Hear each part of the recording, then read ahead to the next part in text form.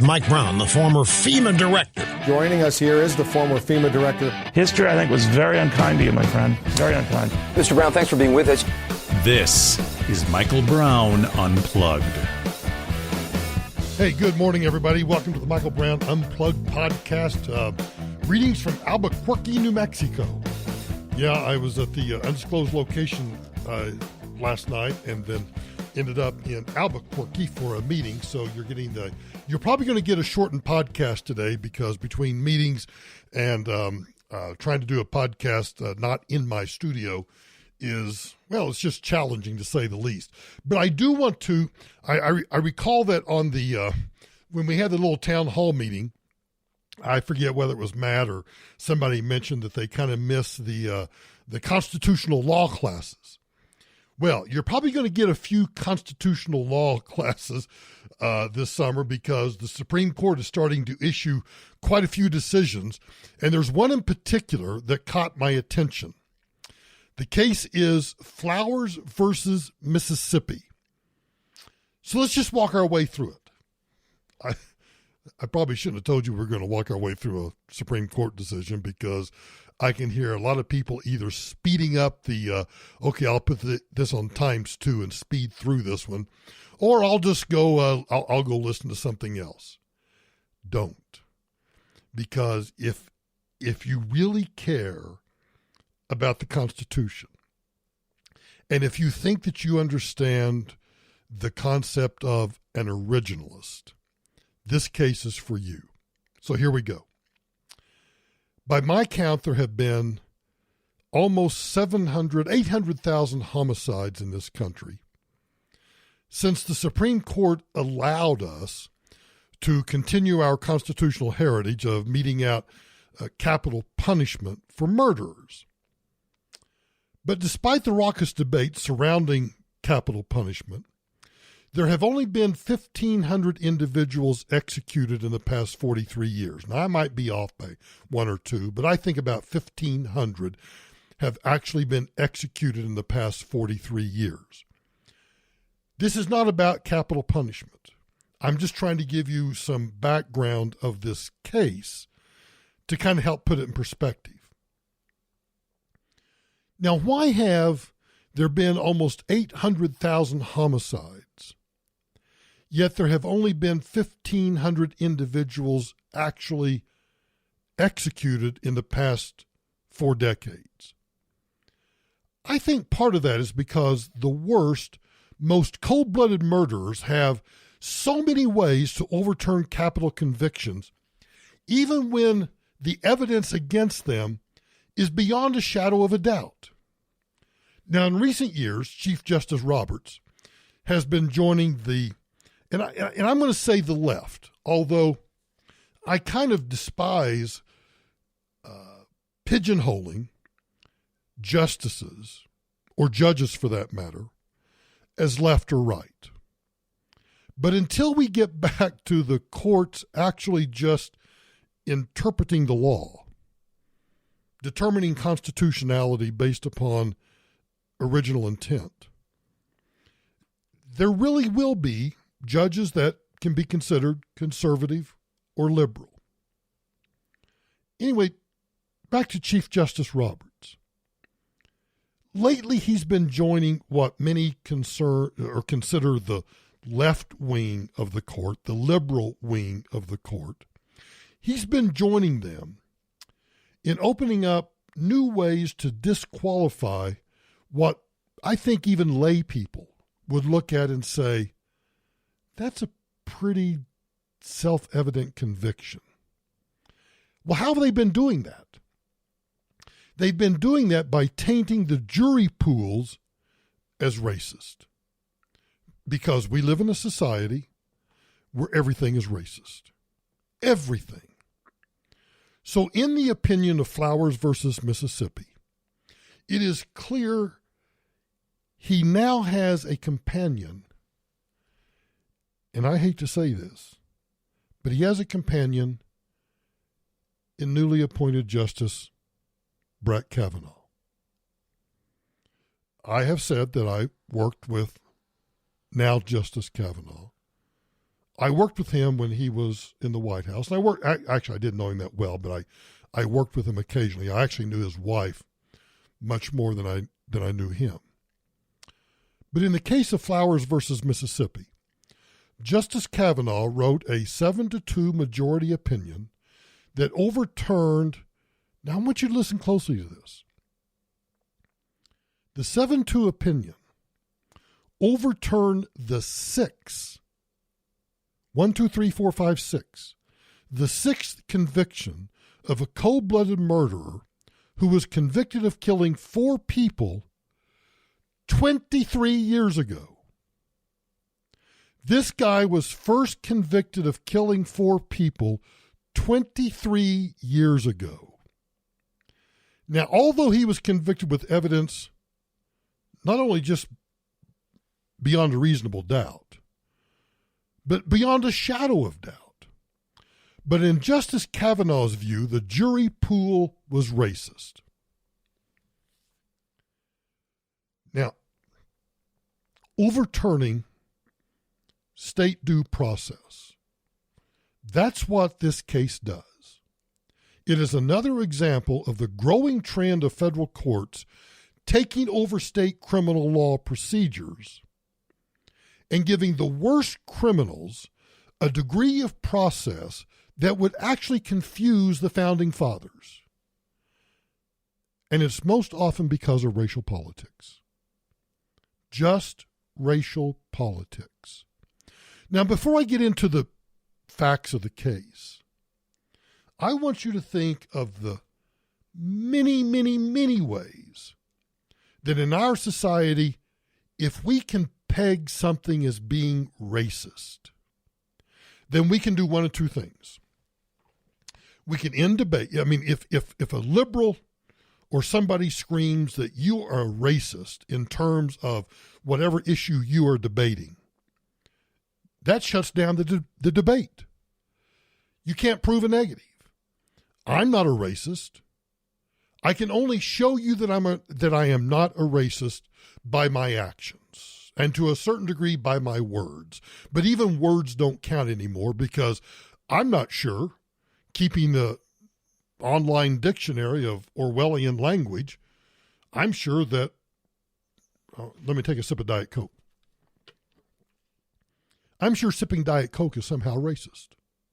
Or at least it is indication of white supremacy and patriarchy. That's how crazy everything is. But let's go back to this guy that was first convicted by a jury of his peers. He was convicted of first-degree murder 23 years ago. Now, nobody, and I mean literally nobody, disputes the fact that the Mississippi courts convicted Curtis Flowers for the murders based on solid eyewitness and physical evidence, and that the jury's verdict itself was impartial. But here's the problem. Justice Kavanaugh and the other 6 justices believe that the Mississippi Supreme Court somehow erred in ruling that one particular peremptory strike conducted by the prosecutor against someone in the jury pool during jury selection for the original trial was somehow animated by, quote, discriminatory intent, and therefore that entitles this murderer to a 7th trial. Now, let me explain challenges or strikes. In a trial, when you're selected, and I want to put this in very basic layman's terms. So, Andy or my other lawyer friends that are listening, if I don't describe it exactly right, well, get your own podcast. When you're selecting a jury, each side has the ability to strike people from the jury pool. So you are during voir dire, when you are you're interviewing the potential jurors. And after you've interviewed, you've got a certain number there, then the judge turns to the prosecution and the defense And they can exercise a challenge, a peremptory or a discretionary challenge to a juror. Doesn't have to be any reason. They just, for whatever reason, in their minds, that's not a good juror for their case. The prosecution gets to strike, the defendant gets to strike. Now, there are challenges for cause. If a juror is caught lying about something, you could actually strike that juror for cause, and that doesn't count against your peremptory challenges, your discretionary challenges. You're saying to the judge, Judge, this juror, Michael Brown, has been lying about XYZ simply because he doesn't want to participate in a trial. He doesn't want to serve on a jury. So you could strike me for cause. But in this case, we're talking about discretionary or peremptory challenges where the prosecutor or the defendant gets to, for whatever reason, strike a juror from the potential 12 jurors and the alternates that are going to sit. So in this case, in the case of Flowers versus Mississippi, I got the opinion right here in front of me. Justice Kavanaugh concluded in his opinion this: in sum, the state's, that would be the prosecutor, the state's pattern of striking black prospective jurors persisted from Flowers' first trial through Flowers' sixth trial. In the 6 trials combined, he writes, the state struck 41 of the 42 black prospective jurors it could have struck. At the 6th trial, the state, the prosecutor, struck 5 of 6, and I will add in parentheses, 5 of 6 black prospective jurors. Now, before I get into the reasons why those jurors were struck, why they were dismissed by the prosecution, because when you hear the reasons why, you're going to scratch your head and you're going to say to yourself, holy crap, what's Justice Kavanaugh thinking? But here's where I want to go next. Because now that Justice Scalia is no longer on the court, and not that I have favorites, not that I have, gosh, it's like, who's your favorite child? Well, I have favorite justices and I have unfavorite justices. But my favorite justice right now is Justice Thomas. Justice Thomas shot back in his dissent, and he noted that not only does he disagree with the underlying premise and the precedent, I'm not going to go into the precedent too much, but he disagrees with the underlying premise and the precedent that such facts would be grounds to overturn a conviction. But he disagrees with the notion that there was discriminatory intent when the prosecutor decided to strike, in these 6 trials, 41 of 42 black prospective jurors. Justice Thomas issued a scathing dissent.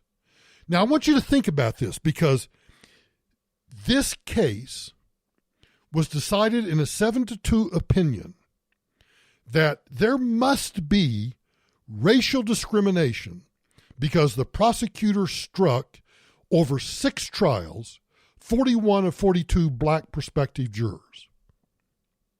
Now you have a black U.S. Supreme Court justice, Justice Thomas, who is now clearly pissed off with Justice Kavanaugh and this idea about racial injustice infecting the jury pool. The only clear errors in this case, he wrote, Justice Thomas wrote, the only clear errors in this case are committed by today's majority. He is, look, I know Justice Thomas. I don't know him well, but I know him enough that when I read this, I can hear him in his chambers with his clerks, angry, truly angry. So a clearly irate Justice Thomas is getting tired of these cases where the Supreme Court is substituting their political correctness about racism to overturn jury decisions that are clearly based on facts and evidence. Look, there's a general rule, not always, but there's this kind of general rule that on appeal, you take the facts as the jury or the judge has determined the facts.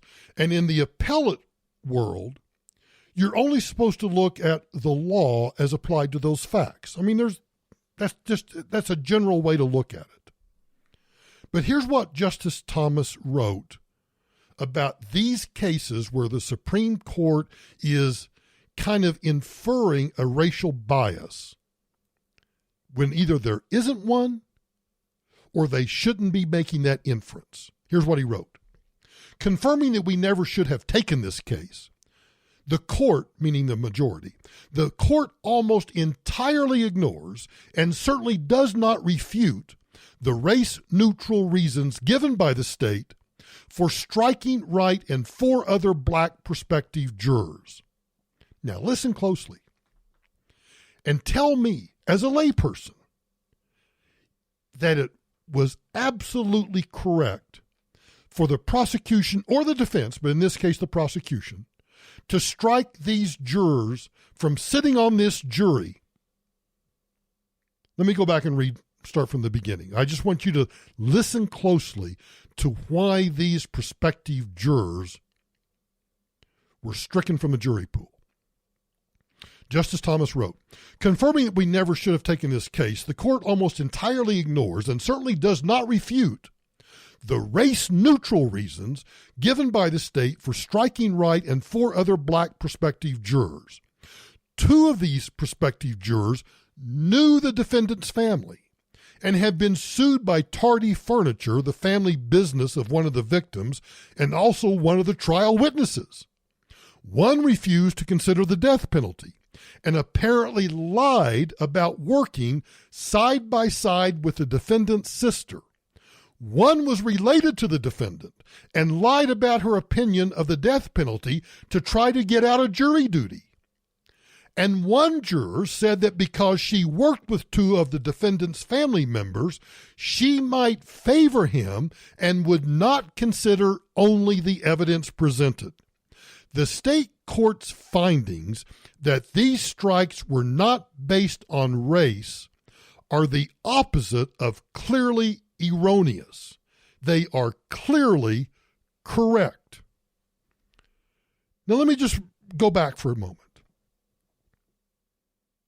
The jurors, some of these jurors were related to the defendant. Of course they should have been stricken from the pool.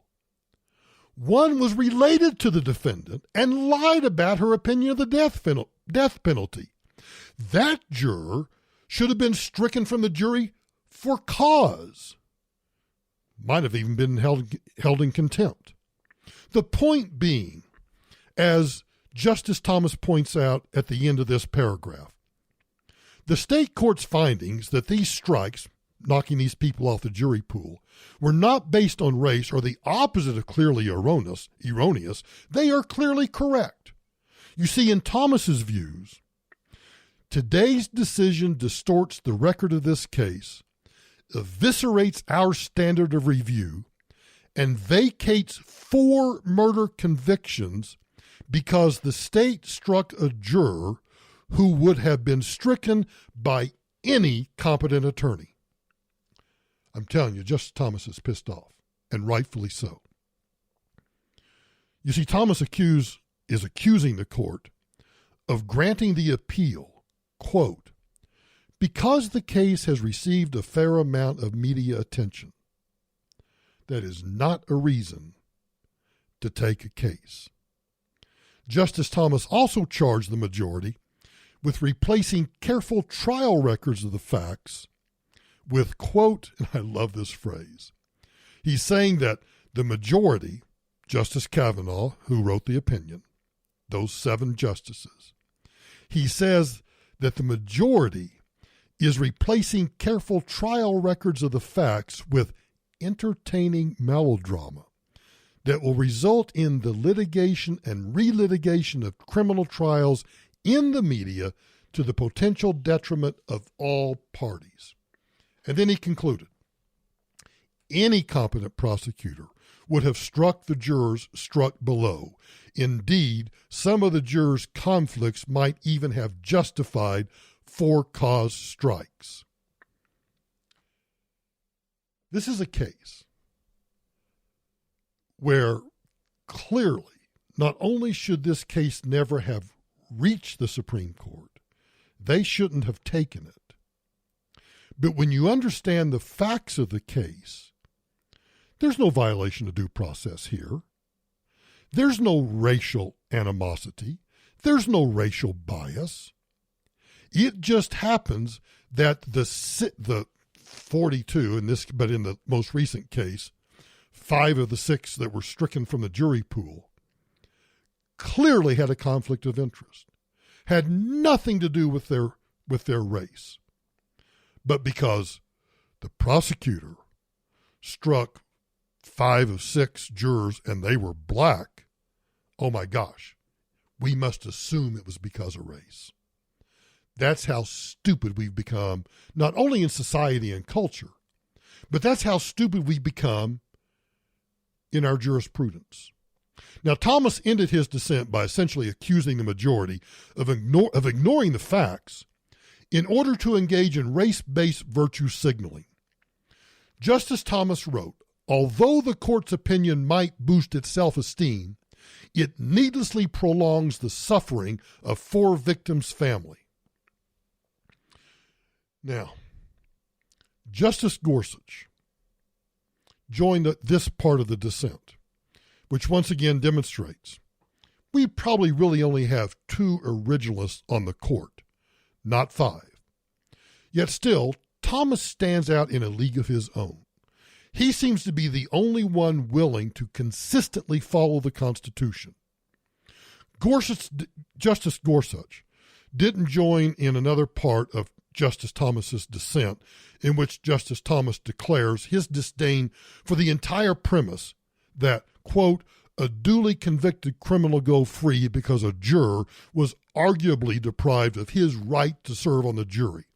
Now, I find that, for a layman, you may not find that funny, but I find that incredibly funny, dishearteningly funny, because what Justice Thomas is saying is that, yeah, we ought to let a criminal defendant that's been convicted, in 4 or 5 trials, we ought to let him go free because a juror might have been deprived of a right to serve on the jury. Oh, he is absolutely furious. So what's the bottom line for those of us who believe in originalism, who believe in the original intent? Sadly, I think it's this. We only have one solid originalist on the court. Now, Justice Gorsuch is a reliable ally of Justice Thomas in most cases, but I don't think he will go as far as Justice Thomas in rolling back existing bad precedent, depending on the issue. But what about Justice Alito? Because I like him too. But he has become unreliable on a lot of issues, even as he remains quite solid on others. He's bouncing around. Now, in this case, Justice Alito indicated that while he normally doesn't like overturning these convictions, he felt this case was, quote, likely one of a kind. And, of course, Justice Kavanaugh. I don't know what the hell he's doing. Some would argue that he's the new Justice Roberts. But here's the bottom line. The left, politicians, justices, judges, the left has successfully enmeshed its entire agenda into racially sensitive jurisprudence. They wrap its abortion, election law, immigration, sexuality, criminal law. They they enmesh and wrap all of that into identity politics. This is a great example of the majority of the court using identity politics. And Justice Thomas seems to be the only one willing to confront that head on.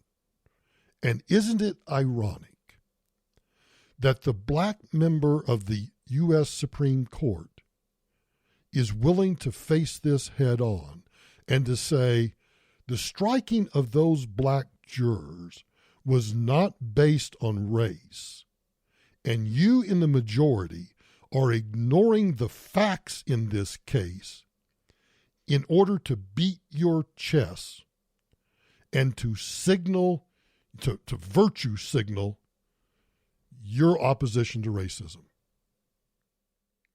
If you think for even a second that there exists anywhere near a majority to stop the expansion of bad precedent, especially when that precedent intersects with race baiting or identity politics, then you're living in a dream world, a conservative dream world.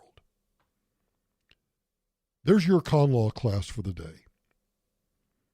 Here is a defendant duly convicted that has been convicted numerous times of first-degree murder. And now, after how many appeals? 6 appeals? It's not that he's going to go free, because I'm sure the prosecutor is going to retry this case. But here's an example of how identity politics and racism affects, or I should say infects, the U.S. Supreme Court. Remember yesterday when I was on the tirade about the humanitarian crisis at the border and asking for sincere, legitimate, logical, practical solutions to what's going on and how to handle these migrants, particularly the unaccompanied minors that are flowing across our southern border. And of course, I went on a tirade, and I'm sure some of you bitched and moaned about I spent too much time on it.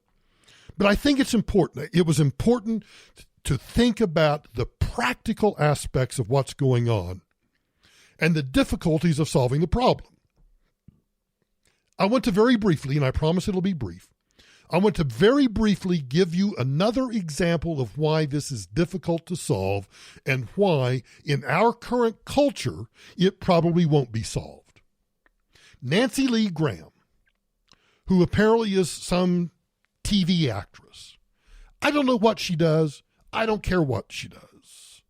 All I know is that on her Twitter account, she talks about how she's a TV actress.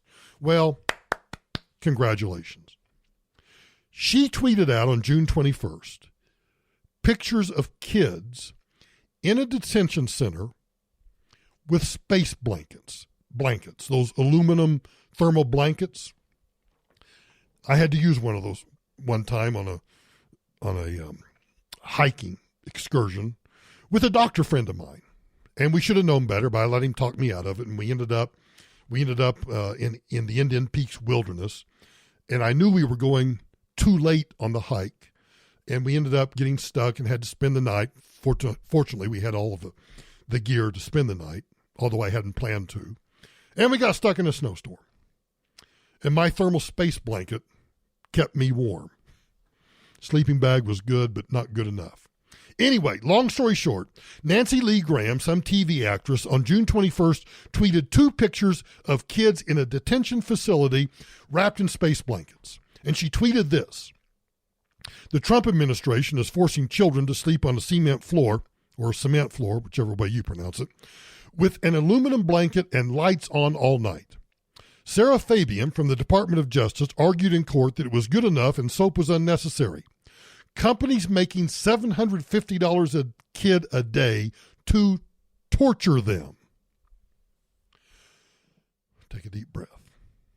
Take a deep breath. Because that tweet, let me see, at the time that this was tweeted, I can't find the history of it. But anyway, retweeted almost 42,000 times. What's wrong with the picture? You know what's wrong with the picture. They're trying to blame Donald Trump. Once again, this is a picture from the Obama administration. And here's how stupid we've become. The date stamp is in the picture. But this Nancy Lee Graham cropped it out. She didn't want you to see that the picture was from 2015. Now I want to state something. I want to be somewhat objective. I don't think it's fair to accuse Barack Obama of torture, because this picture was from the Obama administration. And in her tweet, she said that this is torture, putting kids on a concrete floor. See how I avoided the use of the word cement or cement? By putting the kids on a concrete floor and giving them space blankets, thermal blankets. That's torture? You see how the language has been so flipped on its head? That's why the left is capturing the language and the culture. The left is capturing language so that the dumbasses in our midst, and if you don't believe that there are dumbasses in our midst, just wherever you are right now, look to your left, look to your right. One of those people, one of those persons might be a dumbass. I don't think it's fair to accuse even the Obama administration, from where these pictures came, of torture. What are we supposed to do? Just like I asked yesterday, what are we supposed to do? Find a Four Seasons and put them on a United or a Delta or a Southwest flight and fly them to wherever the local Four Seasons is and put them up in the presidential suite? What do we do? What are we supposed to do? I'm sick of this. I'm just sick of it. If you think, and now this is a serious point. If you think you know what the answer is, email me. Go to my website, michaelbrowntoday.com. It says book me, but that's also where you can contact me. Click that. Send me an email and tell me in detail what you think the solution is. And I'm particularly interested in unaccompanied minors. What would you do with children under the age of 18 that show up without a parent or a guardian? I'm talking about what you do with them immediately, because they're coming by the hundreds, if not the thousands. What would you do? I sincerely want to know. I'd like to know what you, as my audience, thinks the solution is. Flood my inbox. And you use this as the subject line. My solution. Just use those two words, my solution. And that way I'll know you're responding to what I just said. Okay, moving on. So Project Veritas has released a new report on Google, and it includes undercover video. It's like 25 or 30 minutes long, and I didn't want to cut it up. I can tell you about it much quicker than I can have you listen to it. Well, anyway, Project Veritas has released this report on Google, which includes this video of an undercover conversation with a senior Google executive, a bunch of leaked documents, and testimony from a Google insider. Now, I've listened to, of the 25-minute video, I've got to confess I haven't listened to all 25 minutes, because they go into a lot of detail that to me, it's like, give me the 30,000-foot view. I don't care about the mechanics of AI or how you're working your algorithms. I want to know what the result is. But anyway, the report appears to show that Google's plan to affect the outcome of the 2020 elections and prevent the next Trump situation. Is that collusion? Or is that some sort of in-kind contribution to the Democrats that the Federal Election Commission actually ought to be looking into? So the head of Google's responsible innovation Jenai, I'm not sure how you pronounce her name, but I don't care. She said this in the video. Elizabeth Warren is saying we should break up Google. And I love her, but she's very misguided. That's not going to make it better. It will make it worse because all these smaller companies who don't have the same resources that we do will be charged with preventing the next Trump situation. It's like a small company cannot do that. Wow. So now we've learned that the purpose of a search engine is preventing the next Trump situation. I guess that means preventing the dummies in the world. I take that back. Well, maybe there are some dummies. But I guess that means all of you Trump supporters that are white supremacists, members of the patriarchy, racist, homophobes, transphobes, whatever phobe you want to be, uneducated, hicks or whatever. That the purpose of the preventing the next Trump situation is preventing all of those things I just listed. All of you, the unwashed masses, from actually electing somebody that the liberal establishment doesn't want elected. Maybe I should rephrase that. When I just said liberal establishment, I guess I don't. This is a tangent. The liberal establishment, is that Nancy Pelosi, the House Speaker? Is that Steny Hoyer, the House Majority Leader? Is that people like Congressman Clyburn? Is that Congressman Benny Thompson? Is that all of the old farts that have been around forever? Is that the liberal establishment, or is the liberal establishment now the Bernie Sanders, the AOCs, the Elizabeth Warrens? All of the new people around. Although Bernie's not new, but all the new people around. Or maybe the old people around, like Bernie Sanders, who have finally come out of the closet about their socialism and communism backgrounds. Is that the new liberal establishment? I don't know. But I think clearly Google is admitting that the purpose of their search engine is to prevent the next Trump situation. At least that's what the head of Responsible Innovation says. Now, the responsible innovation sector of Google is run by this zealot that monitors and evaluates the responsible implementation of AI, artificial intelligence, technologies. Now, according to her, the point of AI at Google is to inflict, quote, what's fair and what's equitable.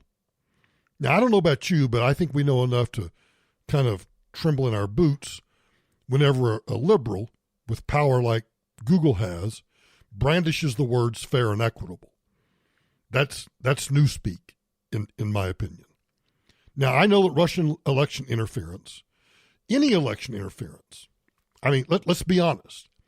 Yes, the Russians attempted, in a very amateurish way, tried to interfere with American elections in 2016, as they did in 2012, and as they did in 2008, and as Russians have always done, and as the Chinese do.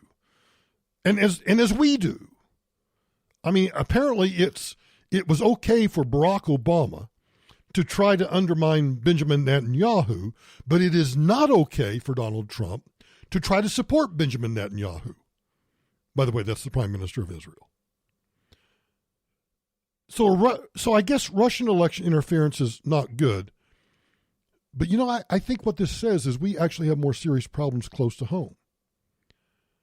Confirming that it does not act in good faith, Google has since removed the Project Veritas expose from YouTube. Google owns YouTube. Now, there are still places where you can see it, and it's still on the Project Veritas website. So taking it off YouTube in the grand scheme of things may not be all of that earth-shattering, but I think it's prima facie evidence that Google does indeed try to influence the outcome of elections, and that it's prima facie evidence that indeed Google is not about being fair and equitable. Google is not about being a platform where it's, as long as you don't do anything libelous or slanderous, you can just post whatever you want on YouTube. Because Project Veritas cannot, because they exposed Google. I have a real hard time. Maybe I'll do an entire podcast on this. I know you're dreading it already, right? But maybe I'll do an entire podcast trying to just, I don't know, a stream of consciousness about platform versus publisher, Section 230 of the Communication Decency Act, and whether or not the big tech giants should be broken up or not broken up, whether they're monopolies or not monopolies, whether they should be treated like Ma Bell, not treated like Ma Bell. I don't know. I confess that I am all over the place with all of those issues that I just outlined. I think the most remarkable comment that I have heard is this.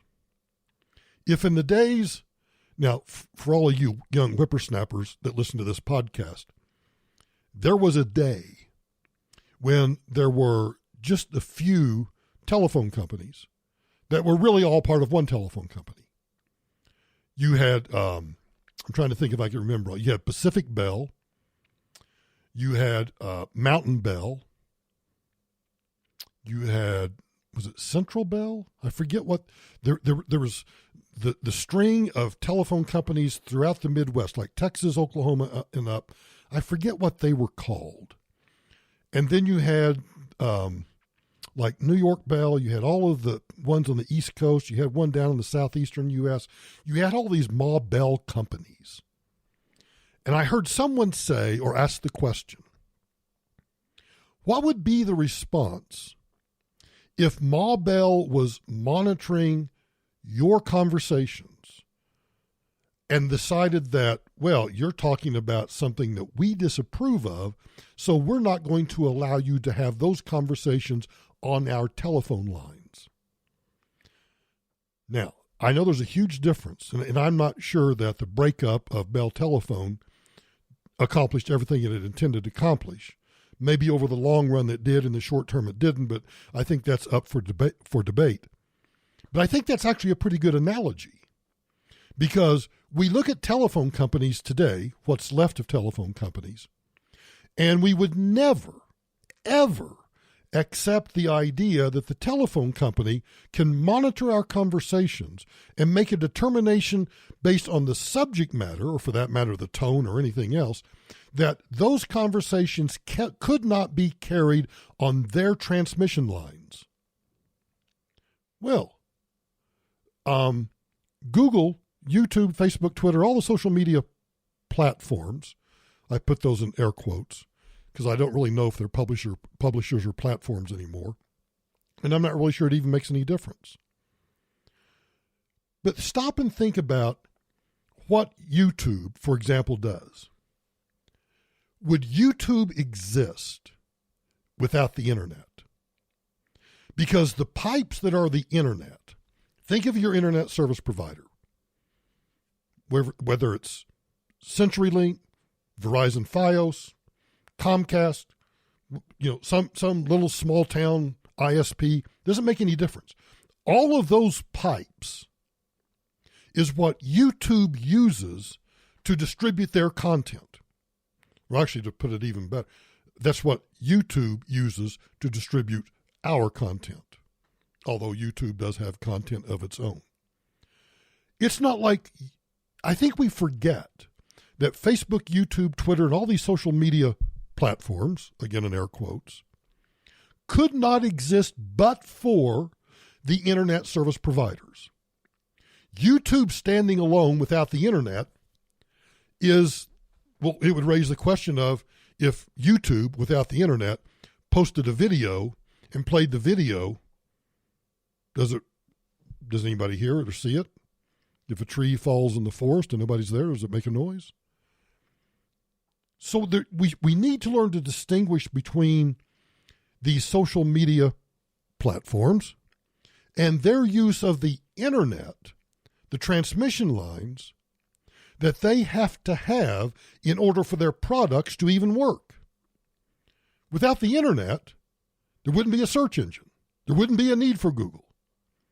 Without the internet, YouTube couldn't post videos. Without the internet, nobody could post a tweet. The internet is the backbone. But somehow I think we have inverted that, and everybody conflates and thinks that all of these social media platforms are the internet. They're not the internet. They're just something that is relying upon the internet. Well, anyway, that's even more than I expected or wanted to talk about today. But that gives you an idea of, in my head, the struggle that I'm having with antitrust, monopolies, publishers versus platforms, Section 230 of the CDA, all of those things. I am struggling to come to a solid position where I could come to you and say, this is what I believe, this is why I believe it, and this is what I think ought to happen. I don't know. And I guess I've already asked you to email me your solutions, put in the subject line, my solution about the stuff on the southern border. But I guess I would, if any of you have links to articles or anything that would help me come to a conclusion about this, either way, I'm totally open. I keep reading and I keep reading and I keep reading, and everything is so biased, I'm really having a difficult time finding just good, solid, objective information. But anyway, point is, YouTube has decided to take down Project Veritas's expose of Google election meddling. Bingo. That's what you need to know. But speaking of all of these, it has now been 18 months since the Federal Communications Commission, the FCC, horrified everybody on the left because they repealed those Obama-era net neutrality regulations. And when they did that 18 months ago, we were told that the sky was going to be falling if not held up by the heavy hand of the big government. We needed the FCC to regulate the internet. That ought to scare the crap out of you right there. But let's take just a few seconds and see what's happened over the past 18 months. According to Federal Communications Commission Chairman Ajit Pai, he maintains that repealing net neutrality was the right thing to do. Quote, fast forward a year and a half, internet speeds are up 40%. 40% year over year after we made that decision. More fiber was deployed in 2018 in homes and businesses than any year since they've been keeping records. Network investment, now remember, network investment are those ISPs, the people that actually provide the pipes that I was just describing that is used by all those social media platforms. Ajit Pai continues, network investment was up $3 billion year over year following declines in 2015 and 2016. So I think the most important benefit of the decision is that more and more people are able to access the internet for the first time. Now, what he's referring to is there is a FCC report which claims that in 2018, fiber was deployed to more new homes in the United States than any year in history, and small cell deployment more than quadruple. So I don't know. Hang on a minute. Let me look outside. Yep, the sky's still up there. Sky hasn't fallen yet. Now, I don't hate rich people. In fact, relatively speaking, to some people, monetarily, I'm rich. Me, when I look on the other end of the spectrum, I'm not very rich at all. But here's what irritates me about some rich people. And this includes Warren Buffett and Bill Gates and a bunch of others. And in fact, I think I finally unsubscribed to it, but there was this group called Patriotic Millionaires.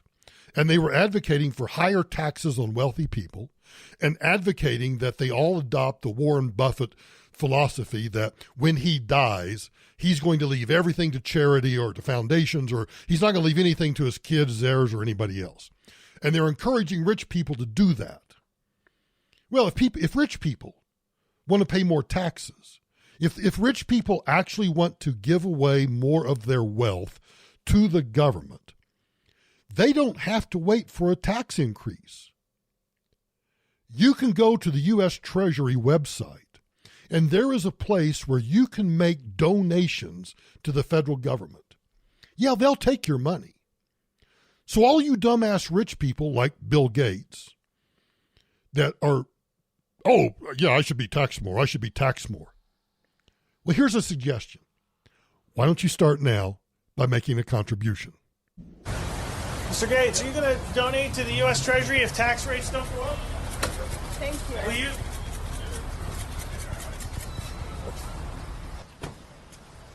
Will you? I guess he didn't want to answer the question. Mr. Gates, are you going to donate to the U.S. Treasury if tax rates don't go up? Smiles and gets in the back of his SUV, and his driver and security people drive him away. I guess the answer is no. Yeah. No, we want the government to force us to do something. I hate that. So Alexandria Ocasio-Cortez is back in the news. She was holding a presser. I don't even know what the presser was about. I think it was about student loan and free college, because that's what everybody talks about, right? But she made a statement that proves to me that this woman truly is an idiot. She claims that it was easier for her to get into Congress than it was or is to pay off her student loan debt. Be completely honest, I will disclose my personal stake in this fight because I have student loans too. And I think it's so funny. A year ago, I was waiting tables in a restaurant, and it was literally easier for me to become the youngest woman in American history elected to Congress than it is to pay off my student loan debt. So that should tell you everything about the state of our economy and the state of quality of life for working people. Because in order for me to get a chance to have health care, in order for me to get a chance to pay off my student loans, I had to do something that was nearly impossible. And I don't think that that is the bar through which a person should be able to access education, health care, and a bevy of other things that should be considered human rights. And this bill, and I'm so excited to be introducing this bill with Senator Sanders, Congresswoman Omar, and Congresswoman Jayapal, to make sure that we start embarking on the solutions to these problems. So here's why I say this proves to me exactly how stupid this woman is. When she says that it was easier for her to get into Congress than it is to pay off her student loan debt, her solution is that she wants to make it as easy, I guess, to pay off your student loan debt or to erase everybody's student loan debt, including her own, by doing what? By using OPM, other people's money. Now, let's go back to her claim that it was easier for her to get into Congress than it was to pay off or is to pay off her student loan debt. How did she get into Congress? Oh, I know. She walked the streets of Queens. She walked the congressional district, and she probably knocked on doors. But that's not the point. How did she get into Congress? She used other people's money. This is the mentality of the left. Every single thing that they either say or do involves the use of OPM, other people's money. So when she said that it was easier for her to get into Congress than it was to or is to pay off her debt, in both situations, she wants to use other people's money to pay off her student loan debt, including the 1.x trillion, whatever it is, of student loan debt out there. And she used other people's money, congressional campaign contributions from other people who wrote her a check. She didn't self-fund. She was a bartender. She was a waitress or whatever the hell she was doing. She didn't use her own money to run for Congress. She used other people's money.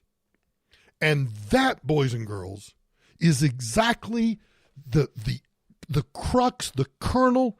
That is the DNA of the Marxist left. Everything they want to do is using other people's money. Thanks, AOC. You just made my case. And last but not least, do you make lots of stinky no-nos? Is your love of Indian food, Mexican food?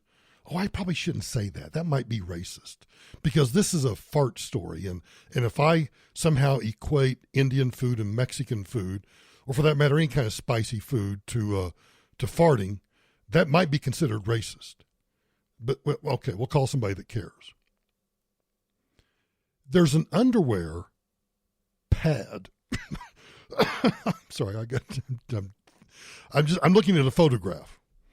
The photograph is a pair of whitey tighties with what appears to be, if you can imagine, a gray pad.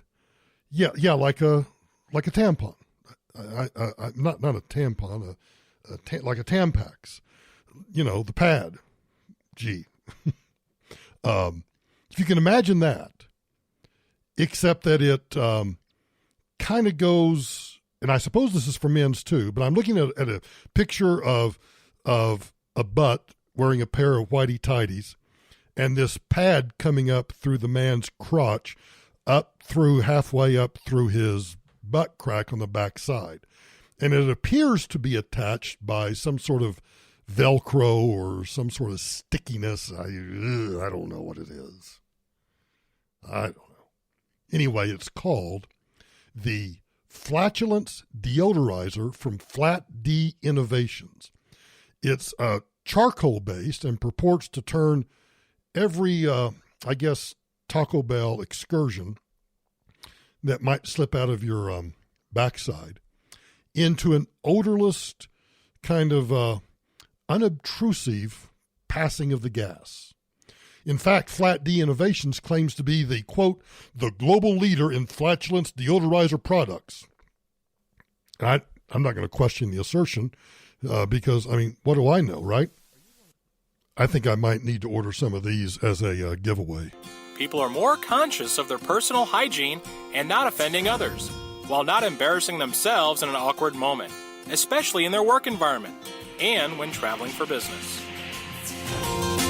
Sometimes when people are at work, they can encounter uncomfortable situations they wish they could avoid. Their concern is flatulence. Now there is a solution that will eliminate any uncomfortable and embarrassing moments when a person has digestive gas issues. Introducing Flat D Innovations and their innovative flatulence odor control products. The Flatulence Deodorizer is an activated charcoal cloth pad that is worn taped to the inside of briefs or panties. And it neutralizes odor because of its slim profile. The wearer is comfortable and virtually unaware of its presence. The activated charcoal cloth filter pad is washable and reusable. This makes the Flatulence Deodorizer the most effective, cost-efficient, comfortable, and least intrusive means for deodorizing gassy discharges. When you're sitting close to people such as on a business flight, conference room, at church, or in a car, Flat D will save your embarrassment and improve the quality of your lifestyle.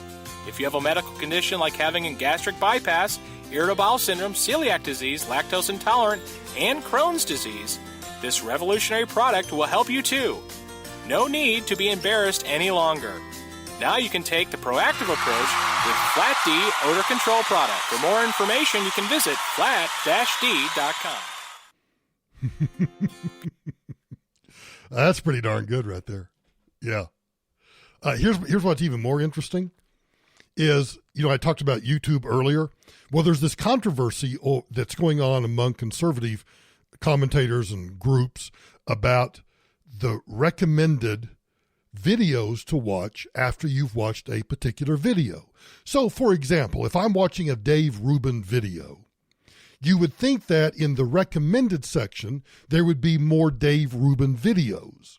Or if you're watching or listening to one of the podcasts on YouTube, you would think it would recommend people similar to what my position is or what I'm doing, or it might recommend either, more Michael Brown videos. So here I am, and I just played for you the Flat D Flatulence Deodorizer infomercial, which I certainly hope all of you will buy me one for Christmas. And then I look over here on the side about the recommended videos. Now explain to me how a commercial about a flatulence product, i.e. something to put in your underwear so when you fart, it doesn't stink up the entire room, or the first class or business class or steerage, wherever you're sitting on an airplane or in an office conference room or an elevator. I'm not lying. It's the truth. So you would think there would be other similar products, right?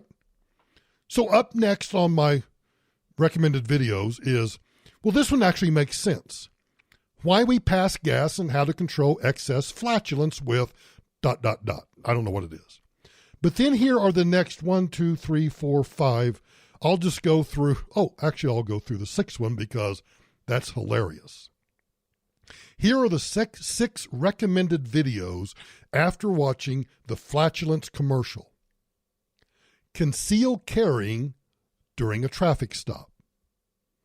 Well, I guess concealing farts and concealing guns. Okay, I get that one. Antifa and University of California, Berkeley, live with Tim Pool. Now, Tim Pool is a conservative right-wing commentator on Twitter and Facebook and YouTube. And obviously he's, well, anyway, I'm not quite sure. I'm trying to make a connection between flatulence control and Antifa. Well, they both stink. Tim Pool doesn't stink, but Antifa does. Maybe that makes sense. Okay, now, then the third one. Brett and Eric Weinstein, brothers together at last. Brett Weinstein is the professor from that Evergreen College that got fired because of just speaking the truth. I'm not sure what that has to do with flatulence. The next one is, this makes perfect sense. You watch a video about odor control products for those who care, Flat D Flatulence Deodorizer infomercial, and suggested is a video, Who Was Thomas Jefferson? Every time I go to the Jefferson Memorial and I read those quotes of Jefferson and I look at that beautiful statue of Thomas Jefferson standing there overlooking the mall, looking toward the White House, I think flatulence. So that's 1, 2, 3, 4. The fifth one is how to remove a stump cheaply and effectively. I guess how to remove a fart, how to remove the odor of a fart, and how to remove a stump. Sometimes, a fart is like a stump, I suppose. But then here's the most hilarious one of all. Do you know what the 1, 2, 3, 4, 5, do you know what the sixth recommended video is after I watched the Flat D Flatulence commercial? Michael Brown on the Rubin Report, former director of FEMA, revisiting Hurricane Katrina. I don't know. It's YouTube. Let's see. I scroll down more. There's intermittent fasting. Then now you get to the bottom. Why the odor and color of your urine reveal what the odor and color of your urine reveals about something. Chiropractic cracking noises. 7-day water fast. LGBTQ in the church. This video will piss off contractors. Roundup versus vinegar weed killer. I drink celery juice for 7 days and this is what happened. Probably a lot of farts. I don't know. I'm amazed and humored by the most simple things. Yeah. Hey, thanks for listening to this episode of Michael Brown Unplugged. Greetings, as I said, greetings from Albuquerque. I'm headed back to Denver, and we'll have a new episode for you on Thursday. Thanks for listening. And a reminder, iHeart, iTunes, Spreaker, wherever you get downloads for podcasts, you can now get Michael Brown Unplugged.